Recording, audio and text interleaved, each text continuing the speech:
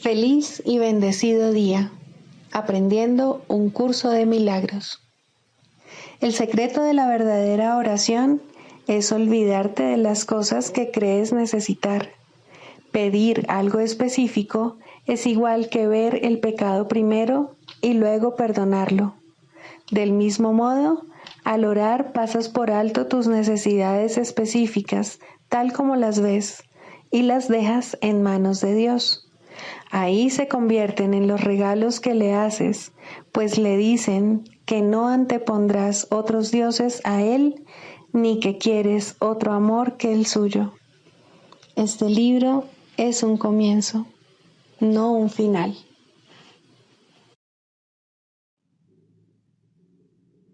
Del prefacio, que postula, párrafo 7. Solo las mentes pueden unirse realmente, y lo que Dios ha unido, ningún hombre lo puede desunir. No obstante, la verdadera unión, que nunca se perdió, solo es posible en el nivel de la mente de Cristo. El pequeño yo procura engrandecerse, obteniendo del mundo externo aceptación, posesiones y amor. El ser que Dios creó no necesita nada, está eternamente a salvo y es eternamente íntegro, amado y amoroso. Busca compartir en vez de obtener, extender en vez de proyectar. No tiene necesidades de ninguna clase y solo busca unirse a otros que, como él, son conscientes de su propia abundancia.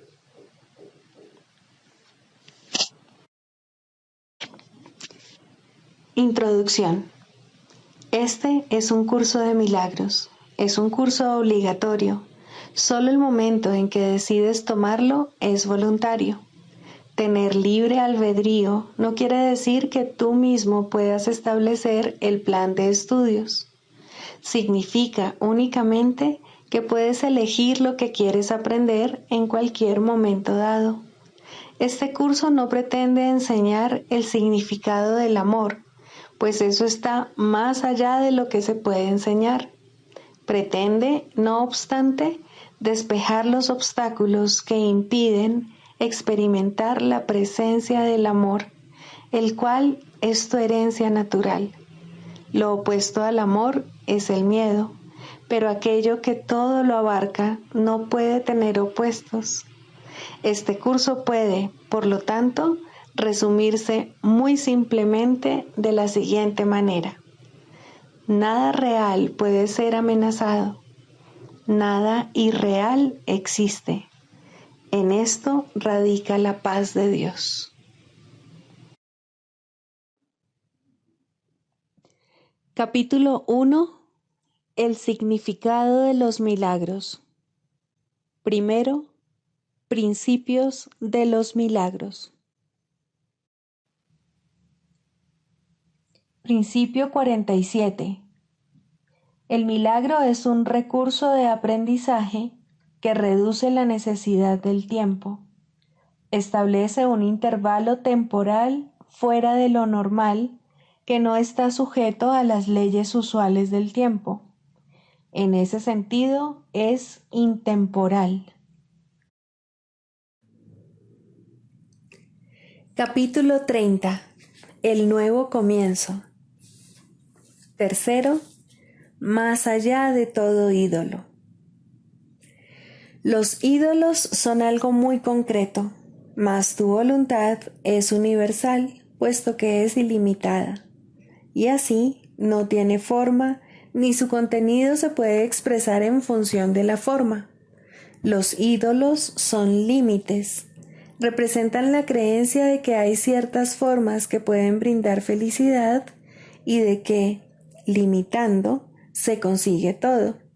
Es como si dijeras, no tengo necesidad de todo, lo único que quiero es este trocito y para mí será como si fuese todo. Y esto no puede sino dejarte insatisfecho porque tu voluntad es que todo sea tuyo. Decídete en favor de los ídolos y estarás buscando perder. Decídete por la verdad y todo será tuyo. No es la forma en sí lo que andas buscando. ¿Qué forma puede ser un sustituto del amor de Dios el Padre? ¿Qué forma puede ocupar el lugar de todo el amor que reside en la divinidad de Dios el Hijo? ¿Qué ídolo puede dividir en dos lo que es eternamente uno? ¿Y se podría acaso limitar lo que es ilimitado? Tú no deseas ningún ídolo, pues esa no es tu voluntad. Ningún ídolo puede concederte el regalo que buscas. Cuando decides qué forma debe tener lo que quieres, dejas de entender su propósito. Y de ese modo, ves tu voluntad en el ídolo, reduciéndola así a una forma concreta. Mas eso nunca podrá ser tu voluntad, porque lo que comparte toda la creación no puede contentarse con ideas triviales o con cosas insignificantes. Tras la búsqueda de todo ídolo yace el anhelo de compleción. Lo pleno no tiene forma porque es ilimitado. Buscar una persona o una cosa especial para añadir a lo que tú eres y así alcanzar tu compleción solo puede querer decir que crees que te falta algo que una forma puede proporcionarte y que al encontrarla alcanzarás tu compleción en una forma que a ti te gusta. El propósito de todo ídolo es este, que no mires más allá de él a la raíz de la creencia de que te falta algo. Esto solo podría ser cierto si hubieses pecado, pues el pecado es la idea de que te encuentras solo y aparte de lo que es pleno. Es necesario, por lo tanto, que la búsqueda de la plenitud se lleve a cabo más allá de los límites que tú mismo te has impuesto. No es nunca el ídolo lo que realmente quieres, mas lo que crees que te ofrece, eso ciertamente lo quieres y tienes derecho a pedirlo, y es imposible que te sea negado. El que tu voluntad sea estar completo es la voluntad de Dios, y por tal razón se te concede. Dios no sabe nada de formas. Él no te puede contestar utilizando términos que no tienen sentido. Y tu voluntad no se puede satisfacer con formas vacías, concebidas exclusivamente para llenar una brecha que no existe. ¿No es esto lo que quieres? La creación no le da a ninguna persona ni a ninguna cosa separada el poder de completar al Hijo de Dios. ¿A qué ídolo se puede apelar para que le dé al Hijo de Dios lo que ya es suyo? Alcanzar la compleción es la función del Hijo de Dios. Sin embargo, no tiene necesidad de buscarla. Más allá de todo ídolo se alza su santa voluntad de ser únicamente lo que Él es, pues ser más que pleno no tiene sentido. Si se hubiese producido algún cambio en el Hijo de Dios, o si se le pudiese reducir a alguna forma y limitar a lo que no se encuentra en Él, entonces no sería tal como Dios lo creó. ¿Qué necesidad tiene de ídolos para ser quien es? ¿Podría acaso desprenderse de alguna parte de sí mismo? Lo que no es pleno no puede otorgar plenitud, mas lo que se pide sinceramente no puede ser negado. Tu voluntad se te concede, no en una forma que no habría de satisfacerte, sino en el pensamiento pleno y completamente hermoso que Dios abriga de ti. Lo que Dios no conoce no existe, y lo que Él conoce existe para siempre y es inmutable. Pues los pensamientos duran tanto como la mente que los pensó, y la mente de Dios no tiene fin, ni puede haber un instante en que sus pensamientos puedan estar ausentes o cambiar. Los pensamientos ni nacen ni mueren, comparten los atributos de su Creador y no tienen una vida separada aparte de la de Él. Tus pensamientos están en tu mente, tal como tú estás en la mente que te concibió. Por lo tanto, No hay partes separadas en lo que existe dentro de la mente de Dios. Su mente es por siempre una y está eternamente unida y en paz. Los pensamientos parecen ir y venir. Sin embargo, lo único que esto significa es que algunas veces eres consciente de ellos y otras no. Un pensamiento del que te has olvidado parece nacer de nuevo en ti cuando retorna a tu conciencia. Mas no murió cuando lo olvidaste, siempre estuvo ahí. Sin embargo, no eras consciente de él. El pensamiento que Dios abriga de ti no se ha visto afectado en modo alguno por tu olvido. Siempre será exactamente como era antes de que te olvidaras de él, como seguirá siendo cuando lo recuerdes y como fue durante el lapso en que lo habías olvidado. Los pensamientos de Dios están mucho más allá de cualquier posibilidad de cambio, y su resplandor es eterno. No están esperando a nacer, sino que se les dé la bienvenida y se les recuerde. El pensamiento que Dios abriga de ti es como una estrella inmutable en un firmamento eterno. Se encuentra tan alto en el cielo que aquellos que se encuentran fuera del cielo no saben que está allí. No obstante, brillará por toda la eternidad, sereno, puro y hermoso. En ningún momento ha dejado de estar allí, ni ha habido jamás un instante en que su luz se haya atenuado o haya perdido su perfección. El que conoce al Padre conoce esta luz, pues Él es el eterno firmamento que la mantiene a salvo, por siempre elevada y firmemente anclada. La perfecta pureza de esa luz no depende de si se ve en la tierra o no. El firmamento la envuelve y la mantiene dulcemente en su perfecto lugar, el cual está tan lejos de la tierra como la tierra lo está del cielo.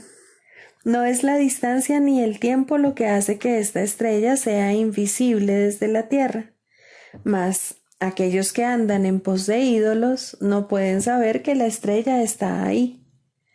Más allá de todo ídolo se encuentra el pensamiento que Dios abriga de ti.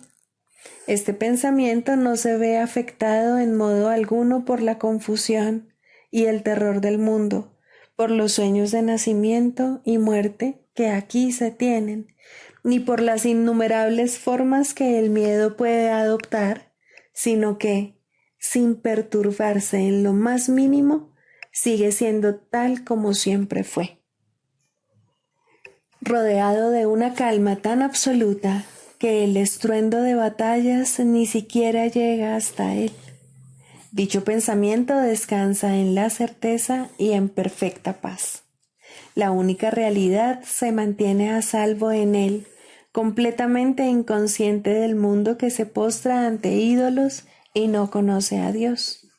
El pensamiento que Dios abriga de ti, completamente seguro de su inmutabilidad y de que descansa en su eterno hogar, nunca ha abandonado la mente de su Creador, al que conoce tal como su Creador sabe que dicho pensamiento se encuentra en su propia mente.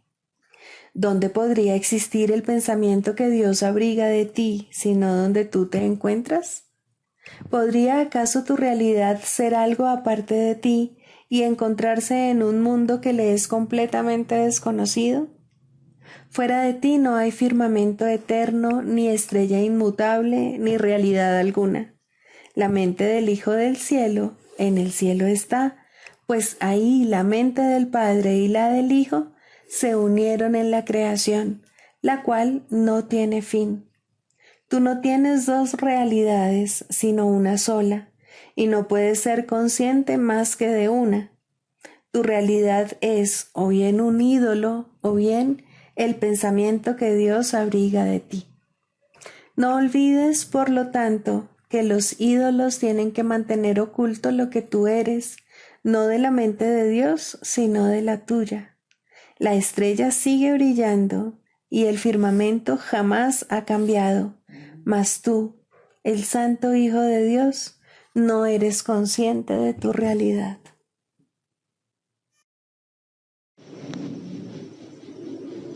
Libro de ejercicios, lección 215. No soy un cuerpo, soy libre, pues aún soy tal como Dios me creó. El amor es el camino que recorro con gratitud. El Espíritu Santo es mi único guía. Él camina a mi lado con amor y le doy las gracias por mostrarme el camino que debo seguir.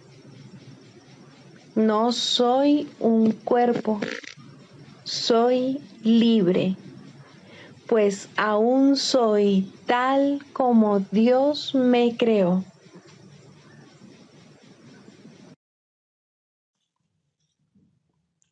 Del Manual para el Maestro, pregunta 4. ¿Cuáles son las características de los maestros de Dios? 3. Tolerancia. Los maestros de Dios no juzgan. Juzgar es ser deshonesto, pues es asumir un papel que no te corresponde. Es imposible juzgar sin engañarse uno a sí mismo. Juzgar implica que te has engañado con respecto a tus hermanos. ¿Cómo entonces no te ibas a haber engañado con respecto a ti mismo?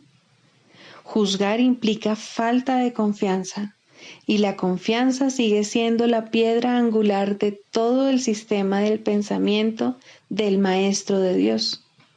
Si la pierde, todo su aprendizaje se malogra. Sin juicios, todas las cosas son igualmente aceptables, pues en tal caso, ¿quién podría juzgarlas? Sin juicios, todos los hombres son hermanos, pues en ese caso, ¿quién se encontraría aparte? Juzgar destruye la honestidad y quebranta la confianza. El Maestro de Dios no puede juzgar y al mismo tiempo espera aprender.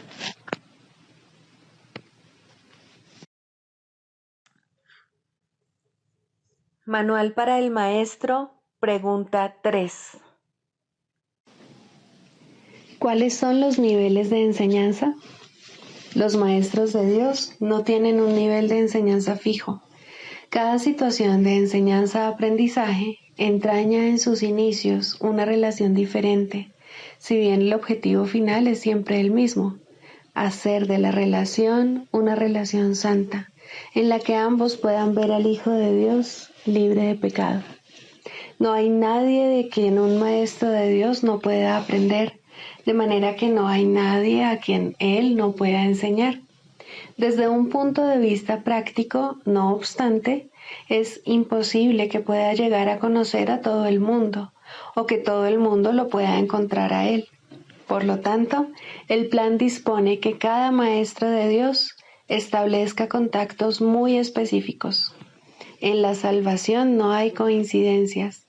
Los que tienen que conocerse se conocerán, ya que juntos tienen el potencial para desarrollar una relación santa.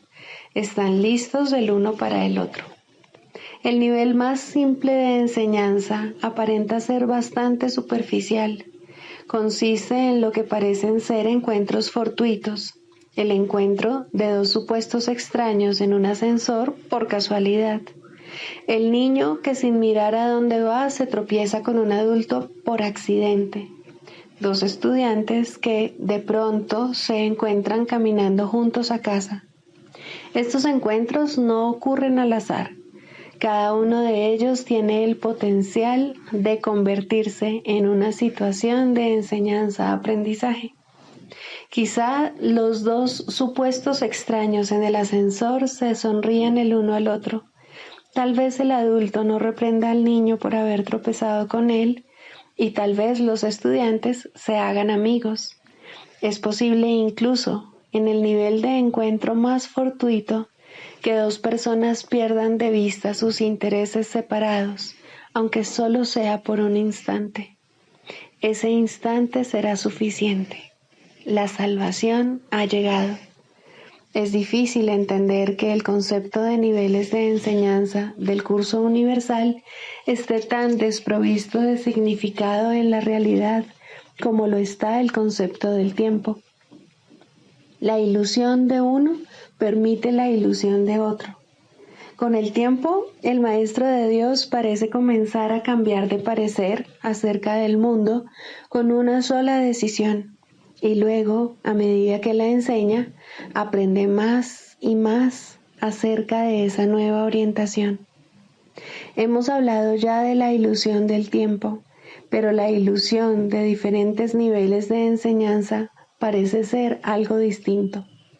Quizá la mejor manera de demostrar que estos niveles no pueden existir es simplemente diciendo que todo nivel en la situación de enseñanza-aprendizaje es parte del plan de Dios para la expiación, y su plan no puede tener niveles por ser un reflejo de su voluntad. La salvación está siempre lista y siempre presente. Los maestros de Dios operan en diferentes niveles, pero el resultado es siempre el mismo. Cada situación de enseñanza-aprendizaje es máxima en el sentido de que cada persona involucrada aprende lo máximo que puede de la otra en ese momento. En ese sentido, y solo en ese sentido, podemos hablar de niveles de enseñanza. Si usamos esta definición de niveles de enseñanza, el segundo nivel es una relación más prolongada en la que, por algún tiempo, dos personas se embarcan en una situación de enseñanza-aprendizaje bastante intensa y luego parecen separarse. Al igual que en el primer nivel, estos encuentros no son por casualidad, ni lo que aparenta ser al final de la relación es realmente un final. Una vez más, cada uno de ellos aprendió lo máximo posible durante el tiempo que estuvieron juntos. Los que se han conocido, no obstante, volverán algún día a encontrarse, pues el destino de toda relación es hacerse santa.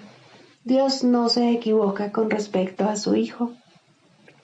El tercer nivel de enseñanza se da en relaciones que, una vez formadas, son de por vida.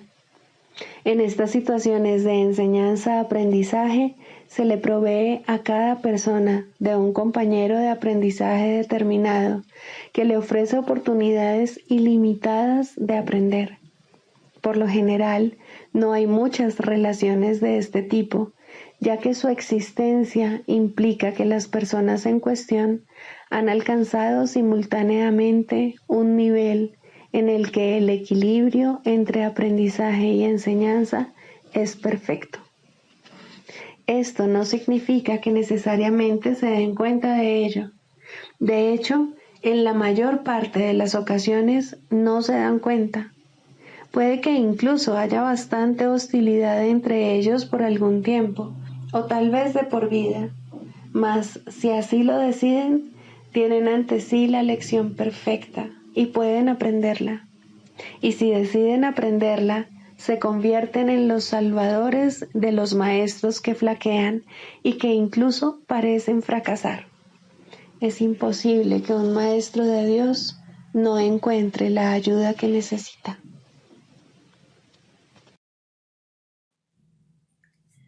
Manual para el maestro. Clarificación de términos. 4. La percepción verdadera, el conocimiento. El mundo que ves no es más que la ilusión de un mundo. Dios no lo creó, pues lo que Él crea tiene que ser tan eterno como Él. En el mundo que ves, no obstante, no hay nada que haya de perdurar para siempre. Algunas cosas durarán en el tiempo algo más que otras, pero llegará el momento en el que a todo lo visible le llegue su fin. Los ojos del cuerpo no son, por lo tanto, el medio a través del cual se puede ver el mundo real, pues las ilusiones que contemplan solo pueden conducir a más ilusiones de la realidad. Y eso es lo que hacen, pues todo lo que los ojos del cuerpo ven no solo no ha de durar, sino que además se presta a que se tengan pensamientos de pecado y culpabilidad. Todo lo que Dios creó, por otra parte, está por siempre libre de pecado y por ende, por siempre libre de culpabilidad. El conocimiento no es el remedio para la percepción falsa, puesto que al proceder de distintos niveles jamás pueden encontrarse. La única corrección posible para la percepción falsa es la percepción verdadera. Esta no perdurará, pero mientras dure, su propósito será sanar. La percepción verdadera es un remedio que se conoce por muchos nombres. El perdón, la salvación, la expiación y la percepción verdadera son todos una misma cosa.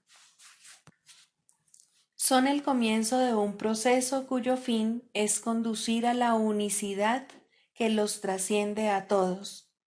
La percepción verdadera es el medio por el que se salva al mundo de las garras del pecado, pues el pecado no existe.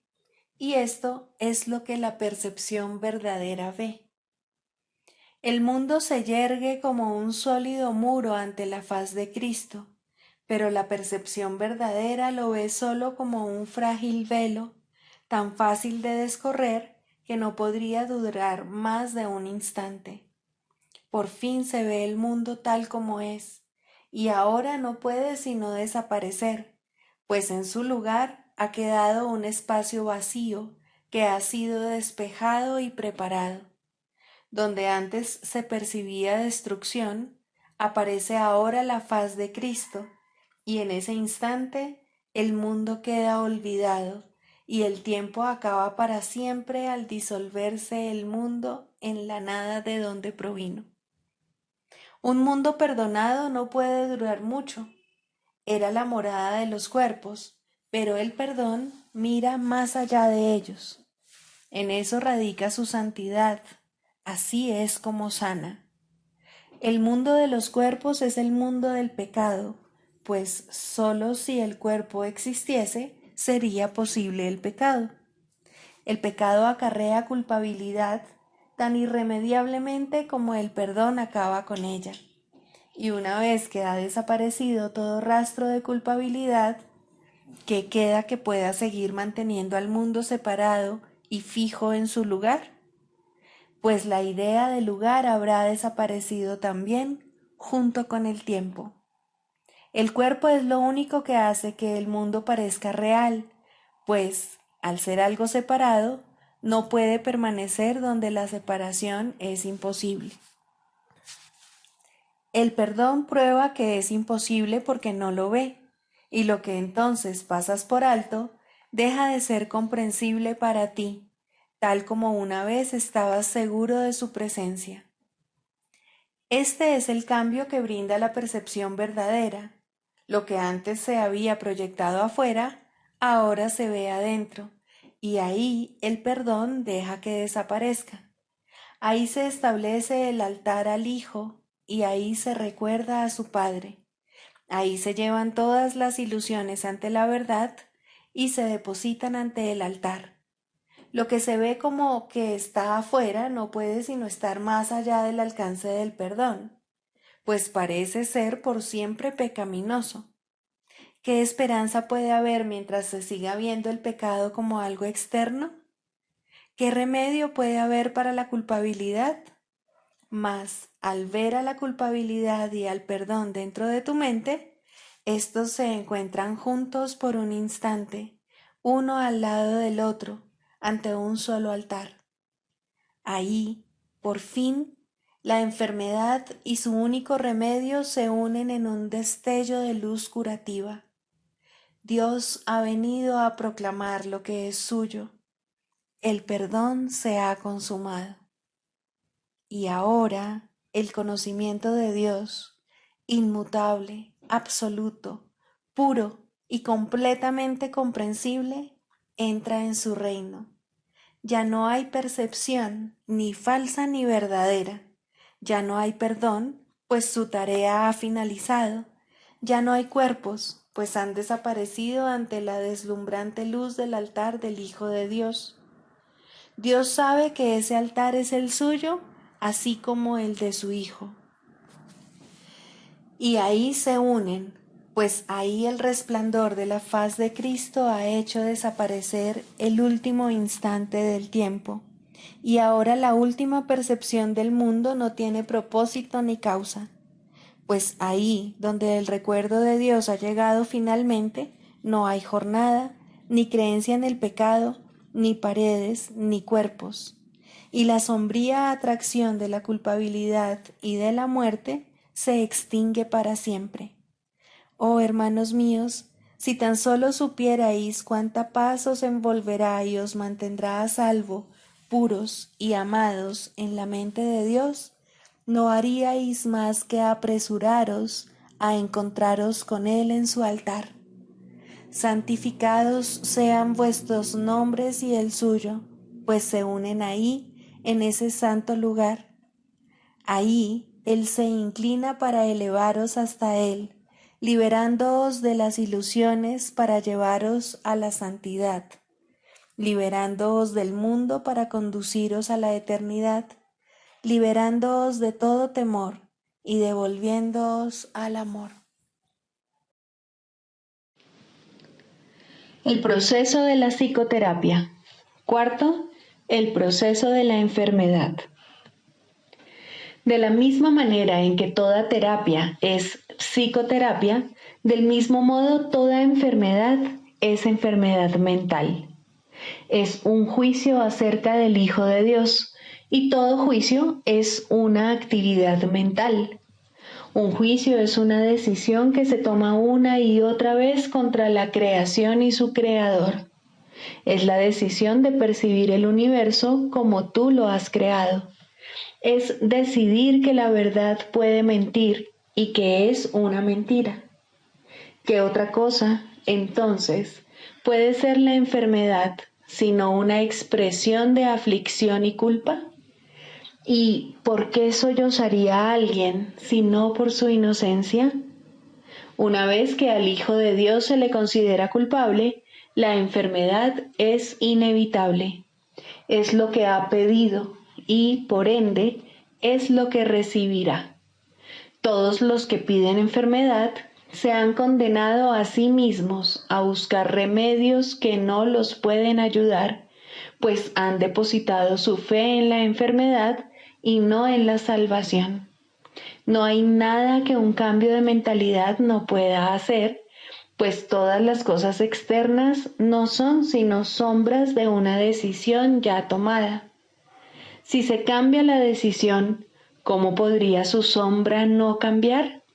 La enfermedad no es más que la sombra de la culpa, grotesca y fea, puesto que imita la deformidad.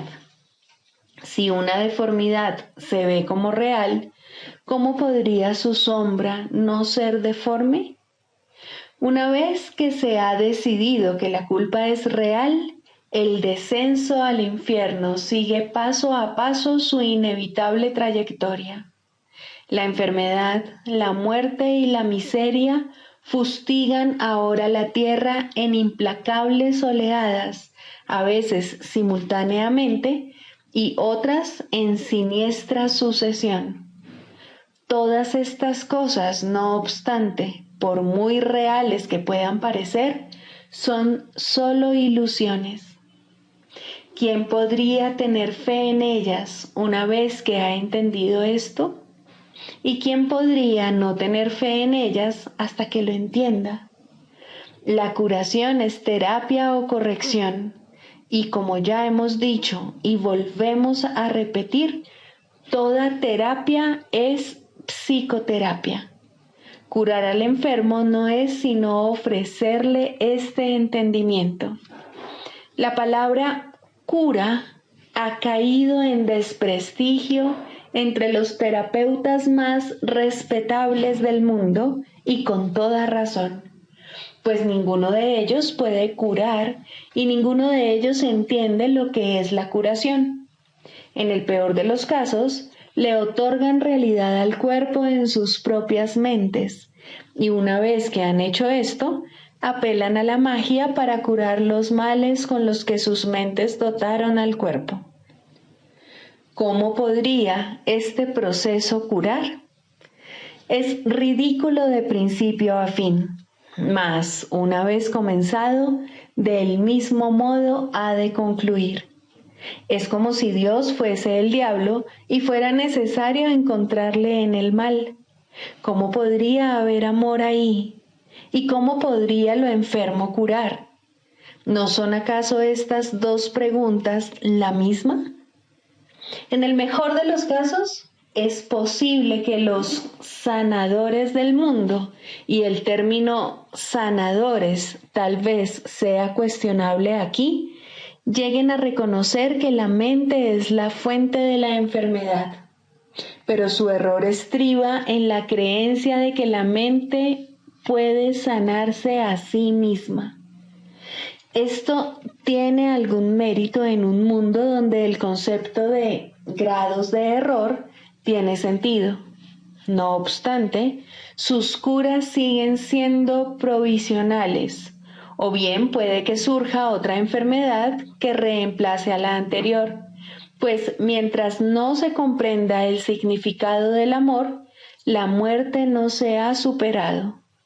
¿Y quién puede comprenderlo sin la palabra de Dios que Él dio al Espíritu Santo para que fuese su regalo para ti? Cualquier clase de enfermedad puede definirse como el resultado de verse a uno mismo débil, vulnerable, malvado y en peligro, y, por ende, en constante necesidad de defensa. Sin embargo, si el yo fuese realmente así, cualquier defensa sería inútil. Las defensas que se procuran, por lo tanto, no pueden sino ser mágicas. Deben superar todos los límites percibidos en uno mismo y, simultáneamente, forjar un nuevo concepto propio en el cual el antiguo no tiene cabida. En resumen, el error se acepta como real y se lidia con él mediante ilusiones. Al haberse llevado la verdad al ámbito de las ilusiones, la realidad se ha vuelto una amenaza y se percibe como algo malvado. El amor se vuelve algo temible porque la realidad es amor. De este modo se cierra el círculo contra las incursiones de la salvación. La enfermedad es, por lo tanto, un error y necesita corrección. Y tal como ya hemos subrayado, la corrección no puede tener lugar justificando el error primero y luego pasándolo por alto. Si la enfermedad fuese real, en verdad no podría pasarse por alto, pues obviar la realidad es demencia. Ese es, no obstante, el propósito de la magia, hacer que las ilusiones sean verdad mediante una percepción falsa. Esto no puede curar porque se opone a la verdad. Tal vez una ilusión de salud sustituya la ilusión de enfermedad por un breve periodo de tiempo, mas no perdurará. Las ilusiones no pueden ocultar el miedo por mucho tiempo, pues éste forma parte de ellas. Escapará y adoptará otra forma al ser la fuente de todas las ilusiones. La enfermedad es demencia porque toda enfermedad es enfermedad mental y en esto no hay grados. Una de las ilusiones que hace que la enfermedad se perciba como real es la creencia de que la enfermedad varía en intensidad, que el grado de amenaza difiere según la forma que adopte. En esto radica la base de todos los errores, pues todos ellos no son más que intentos de transigir al ver solo una pequeña parte del infierno. Esto es una burla tan ajena a Dios que por siempre ha de ser inconcebible, pero los dementes lo creen porque están locos. Un loco defiende sus ilusiones porque ve en ellas su salvación. Por lo tanto, atacará a todo aquel que trate de salvarlo de ellas al creer que está siendo atacado por él. Este curioso círculo de ataque-defensa es uno de los problemas más difíciles que debe enfrentar el psicoterapeuta. De hecho, esa es su tarea principal, la esencia de la psicoterapia. Al terapeuta se le ve como alguien que está atacando la posesión más preciada del paciente, su imagen propia. Y puesto que esta imagen se ha convertido en la seguridad del paciente, tal como él la considera, el terapeuta no puede sino ser percibido como una verdadera fuente de peligro que hay que atacar e incluso matar. El psicoterapeuta, pues, tiene una enorme responsabilidad. Debe hacer frente al ataque sin atacar y, por consiguiente, sin defenderse. Su tarea consiste en demostrar que las defensas no son necesarias y que la indefensión es fortaleza. Esta debe ser su enseñanza, si quiere que su lección sea que la cordura es seguridad. No puede hacerse suficiente hincapié en el hecho de que el demente cree que la cordura es una amenaza. Este es el corolario del pecado original. La creencia de que la culpa es real y de que está plenamente justificada. Por lo tanto, la función del psicoterapeuta consiste en enseñar que la culpa, al ser irreal, no tiene justificación ni ofrece seguridad alguna. Por consiguiente, siempre será indeseable, además de irreal. Esta única doctrina de salvación es la meta de toda terapia, pues alivia la mente de la insensata carga de culpa que tan fatigosamente arrastra, y de este modo la curación se logra. No se cura el cuerpo, simplemente se le reconoce como lo que es. Si se percibe correctamente, se puede entender su propósito. ¿Qué necesidad hay, entonces, de enfermedad? Con este único cambio, todo lo demás vendrá por añadidura. No hay necesidad de complicados cambios. No hay necesidad de largos análisis ni de discusiones o búsquedas fatigosas. La verdad es simple al ser una y la misma para todos. El canto de la oración, el perdón. Segundo, el perdón para destruir. El perdón para destruir adopta muchas formas al ser un arma del mundo de las formas. No todas son obvias y algunas se ocultan cuidadosamente bajo lo que aparenta ser caridad. Pero todas las formas que parece adoptar tienen una sola meta: separar y hacer que lo que Dios creó igual sea diferente. La diferencia resulta evidente en algunos casos, en los que la comparación intencionada no puede dejar de notarse, ni es su propósito realmente que se note.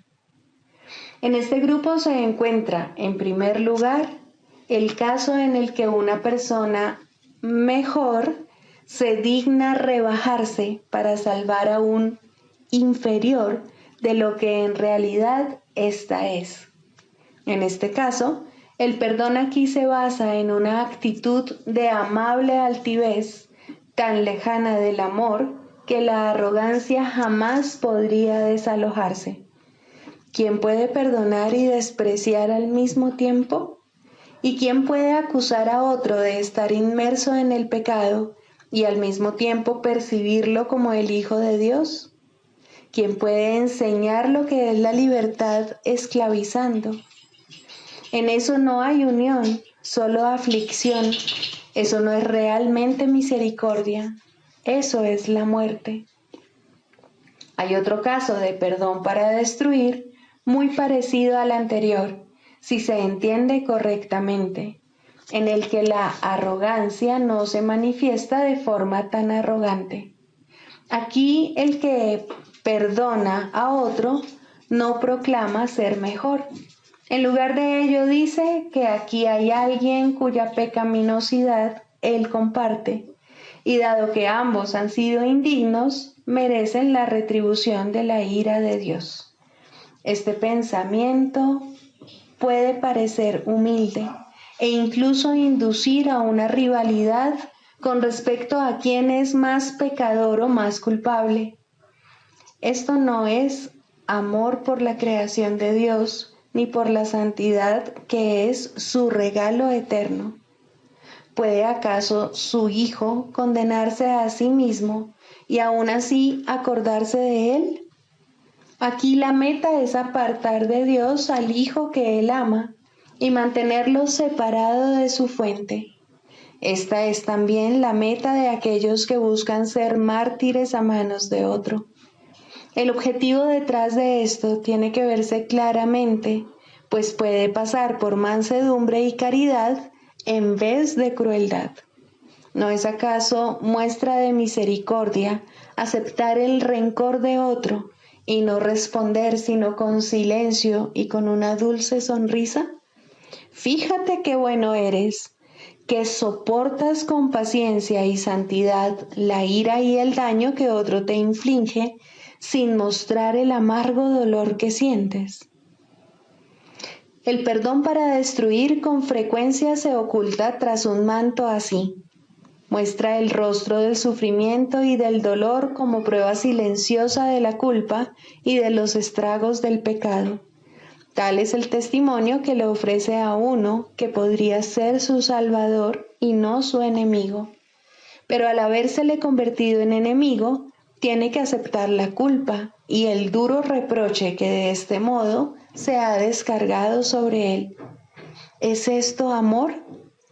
¿O se trata más bien de una traición hacia uno que necesita que le salven del dolor de la culpa? ¿Qué otro propósito podría tener esto, sino mantener a los testigos de la culpa alejados del amor? El perdón para destruir puede manifestarse también en forma de regateos y tratos. Te perdono si satisfaces mis necesidades, pues en tu esclavitud está mi liberación. Dile esto a cualquiera y te vuelves un esclavo, y tratarás de deshacerte de la culpa mediante más regateos que no ofrecen esperanza alguna, sino más dolor y más miseria. Cuán temible se ha vuelto ahora el perdón y cuán distorsionado es el fin que persigue. Ten piedad de ti mismo, tú que de este modo regateas. Dios solo da y no pide recompensa alguna. No hay otra manera de dar excepto como Él da. Todo lo demás es una parodia, pues ¿quién intentaría hacer un trato lucrativo con el Hijo de Dios y al mismo tiempo dar gracias a su Padre por su santidad? ¿Qué le mostrarías a tu hermano? ¿Intentarías reforzar su culpa y con ello la tuya? El perdón es el medio por el que puedes escapar. Qué lástima convertirlo en un medio para una mayor esclavitud y dolor. En el mundo de los opuestos hay una manera de utilizar el perdón para la meta de Dios y encontrar la paz que Él te ofrece. No aceptes nada más o habrás buscado la muerte y orado por separarte de tu ser.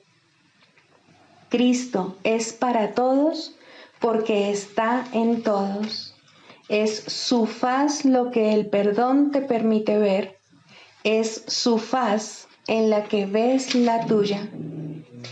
Todas las formas que el perdón adopte, que no te aparten de la ira, de la condena y de comparaciones de cualquier clase, son la muerte, pues es eso lo que sus propósitos han establecido.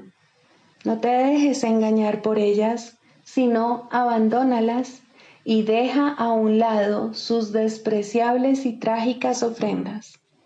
No quieres seguir en la esclavitud, no quieres tenerle miedo a Dios. Quieres ver la luz del sol y el resplandor del cielo refulgir sobre la faz de la tierra, redimida del pecado y en el amor de Dios. En este punto la oración es liberada junto contigo. Tus alas han quedado libres y la oración te elevará y te conducirá a tu hogar, donde Dios quiere que estés.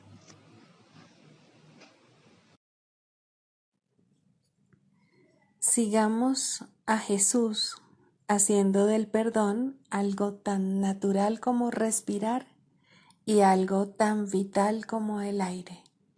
Amén.